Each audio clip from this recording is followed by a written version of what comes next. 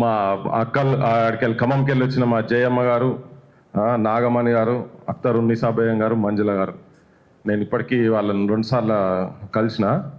నేను అయితే ఏం అర్థమైతే లేదు కానీ ఆడికి పోయినా ఎవరైనా కానీ ఎంత దుర్మార్గుడు ఎంత కిరాతకుడైనా కర్ణాటక కిరాత కీచకులకైనా కానీ ఆడికి పోతే కళ్ళకి నీళ్ళు వస్తుంది. వీళ్ళ మీద నారబై మా ప్రతాపం అని అనిపిస్తుంది. కానీ అనిపించకుండా చేసేటువంటి దుర్మార్గులు మరి వాళ్ళని ఇంకేం పదం పెట్టి అనాలో నాకైతే అర్థమైతే లేదు. కానీ అంటే కర్ణాటక కిరాత కీచకులక నీకేమైనా పదాలు ఉంటే జర చెప్పండి నాకు. మీరు మాట్లాడేటప్పుడు చెప్పండి జరా. కరకోటకులు అంట.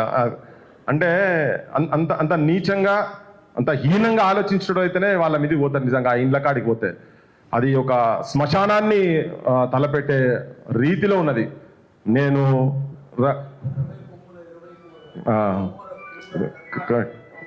కరకోటకులు నేను రఘు సీను మేము ఫస్ట్ పోయినప్పుడు పిల్లలు వచ్చారు.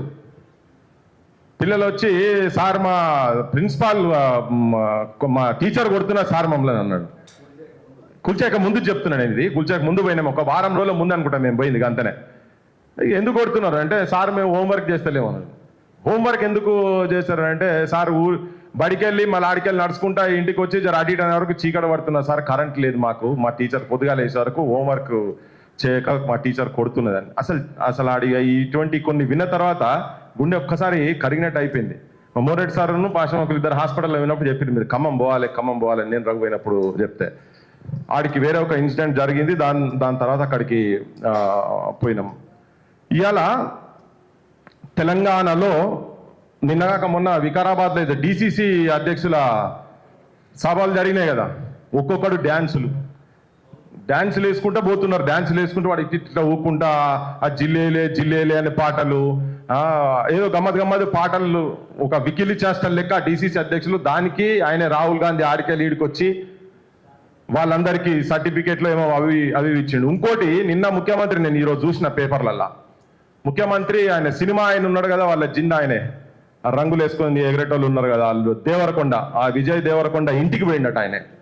ఆయన ఫంక్షన్కు పిలిస్తే వీలు కాలేదని చెప్పి ఇంటికి పోయి కలిసి వచ్చినట్టు ఈయన. ది అదర్ సైడ్ అంటే మనం ఇప్పుడు ఒక 1000 కుటుంబాలు తర్వాత మొత్తం తెలంగాణ సమాజం అంతా ఒక పాట, రమాదేవి కదా, ఆ పాట మొత్తం ఎవ్వరి స్టేటస్లో చూసినా, అది పోలీసు వాళ్ళ స్టేటస్లో ఉన్నది, పిల్లల స్టేటస్లో, అన్నిట్లో ఏది చూసినా కానీ అదే వినబడుతుంది. ఉన్నవాడు మేడ మీద మేడలెన్నో కట్టుతుంటే, ఉన్నవాడు మేడ మీద మేడలెన్నో కట్టుతుంటే, లేనివానికి ఉన్న నీడ నేల రాలి కూలుతుంటే, ఇదే నా దేశం మారిన తీరు చూడవే పేదలా కలిపోరు, రాష్ట్రములో రాజకీయ జెండాలు తప్ప మరేది మారలే, అడగవే అమ్మా నువ్వు అడగవే అమ్మా, ఈ తెలంగాణ వెలుగుతోందట అడగవే అమ్మా. అమ్మ పాత్ర పోషించడానికి ఇంతమంది ఇక్కడికి వచ్చి ఇక్కడంతా ఈ సంఘీభావంకి వచ్చి ఒక దిక్కు ఇక్కడ మాట్లాడుతున్న క్రమంలో ఆ గొంతులో మా వింటుంటే చిర్రబోయిన గొంతు ఏడ్చి ఆ కళ్ళల్లో దుఃఖం ఏడ్చి ఇట్లా సైడ్ పెట్టి ఇట్లా అంటుంటే ఈ నరాలు మొత్తం ఇట్లా బయటకు వచ్చి బయటకు వచ్చి ఆడ పగులుతాయేమో అన్నట్టుగా అనిపించే ఆమె భావన. ఆ గుడిసె పోయింది, ఆమె గుడిసె పోయింది.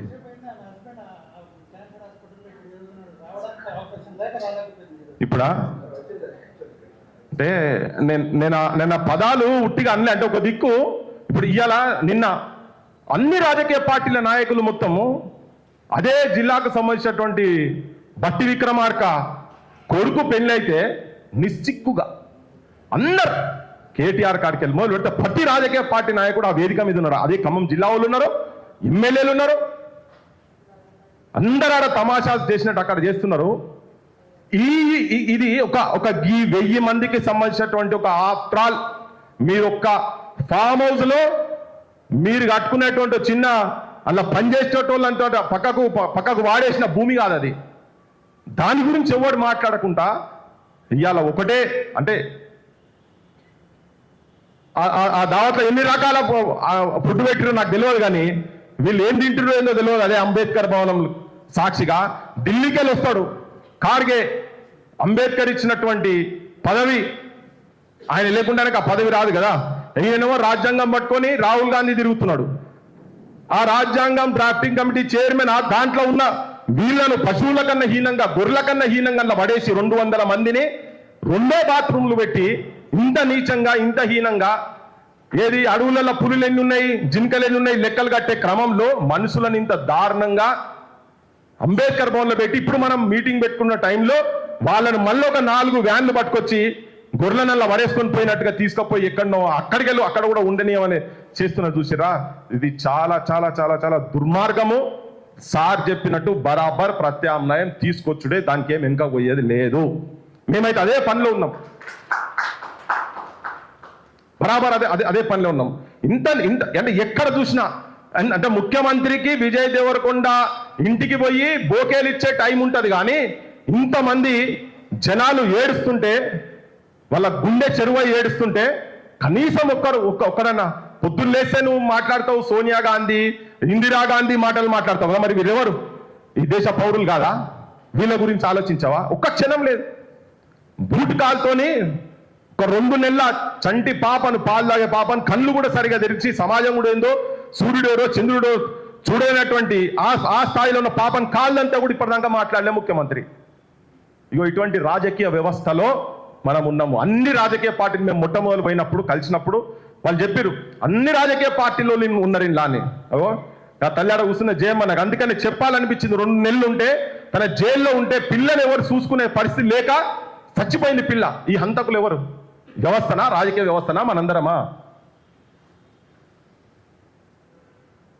సమాజం ఎవ్వరు పైసలు ఇస్తే వానికి పోయి పంతుల కాడికెళ్ళి కుక్క లెక్క పోయి లైన్లో నిలబడి బాటిల్లు తీసుకొని పోయి ఓట్లేస్తే ఇగో ఇది దాని రిజల్ట్కి ఇది. మొత్తుకుంటాడు ఓసి తెలిసినప్పటి నుంచి ఇగో పాశం అంకులు మొత్తుకుంటూనే ఉన్నాడు, మా సజయక్క మొత్తుకుంటూనే ఉన్నది, సంధ్యక్కలు మొత్తుకుంటూనే ఉన్నారు, విమలక్కలు మొత్తుకుంటూనే ఉన్నారు. ఎన్ని ఉద్యమాలు చూసి ఏమైతుంది? వీడు కాకుంటే వాడు, వాడు కాకుంటే వీడు. ఆఖరికి ఇప్పుడు చంద్రకుమార్ సార్ చెప్పింది కదా, పోయినసారి పోయి వానికి పెట్టిన ఈ సార్ని పెట్టండి జ్యుడిషియల్ కమిటీ అన్నారు కదా.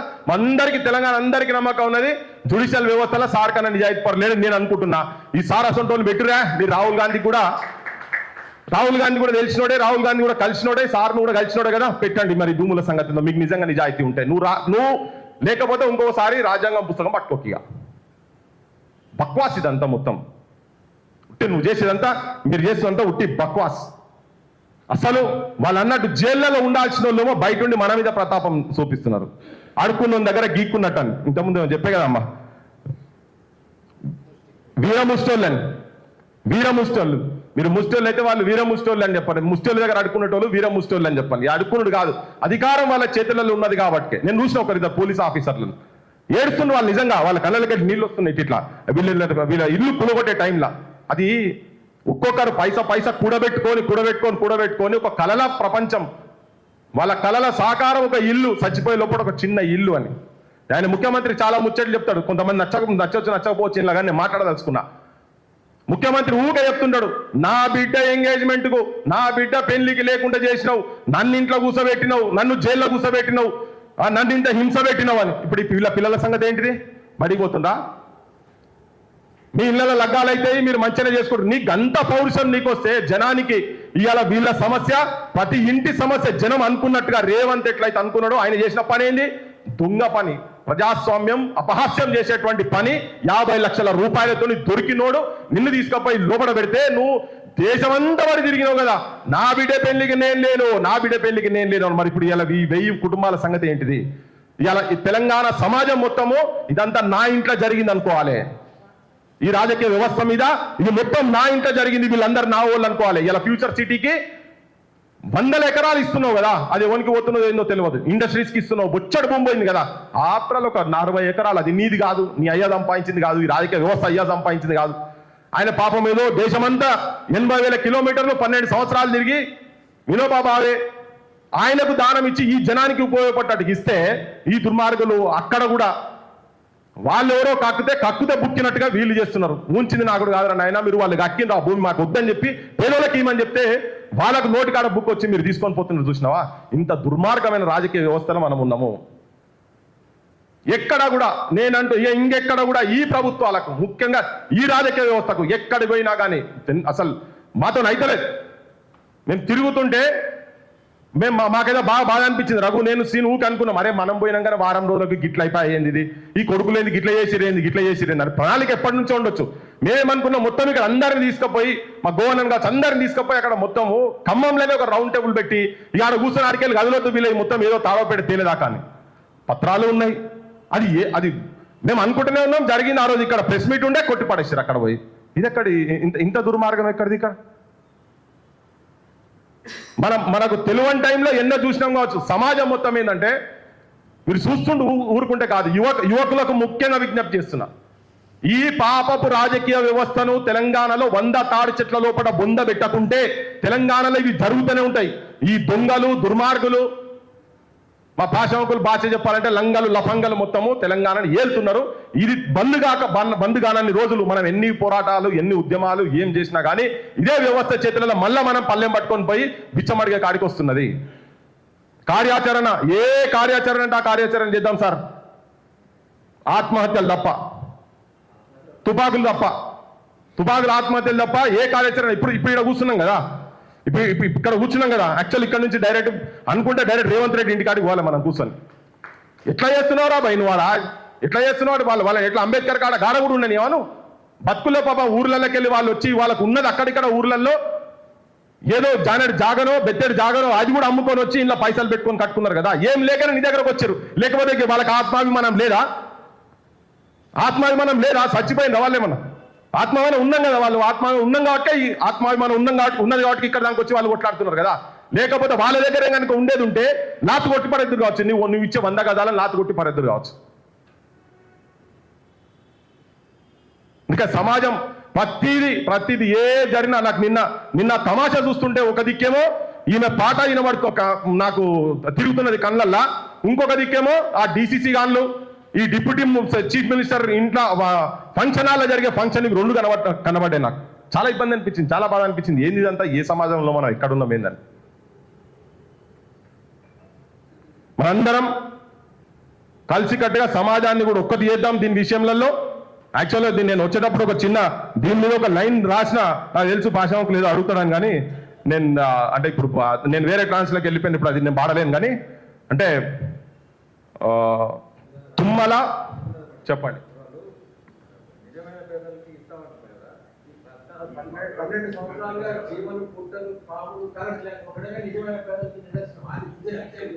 అదే ఇప్పుడు అదే కదా యాక్చువల్గా నేను మొదటి నుంచి చెప్తూ కూడా వచ్చింది ఏంటంటే ప్రజలకు కూడా అందరికీ కలెక్టర్ ఆఫీస్ పక్కకు వీళ్ళకి అవసరమా అనేది కొంతమంది అతను మాట్లాడారు. అవునా యాప్ ఏదోలుగా ఎక్కడో ఉంటుంది, ఎక్కడెక్కడికి వస్తారు. అరే దుర్మార్గులారా, నీ కలెక్టర్ ఆఫీస్ రాకముందు వాళ్ళకి ఇచ్చిర్రా అయ్యా, నీకు సంబంధం లేదు. నువ్వు వచ్చి వాళ్ళ దగ్గరకు వచ్చి నువ్వు కట్టుకుంటున్నావు ఆ కలెక్టర్ ఆఫీసు. నువ్వు నీ అందంగా కలెక్టర్ ఆఫీస్ తయారయ్యేందుకు వాళ్ళ చెమట రక్తం ఒక్కటి చేసి నీ అద్దాలు తుడిచిర్రు, నీకు ఇటుకలు మోసిర్రు, నీకు బండలేసిర్రు, నీకు మట్టి మోసిర్రు.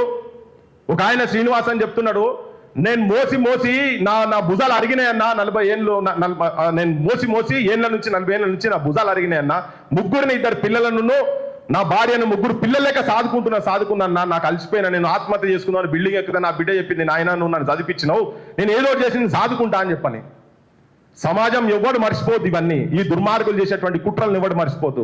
నీ ఇల్లు, నీ ఇంటికాడ నీ అన్న ఇల్లు కాలువలో ఉంటే కూల్చలేను, నీ తిరుపతి రెడ్డి ఇల్లు కాలువలో ఉంటే నువ్వు కూల్చలే. కానీ అలా వాళ్ళందరినీ కాలువ పక్కకున్న దాన్ని కూలగొడుతున్నావు కదా.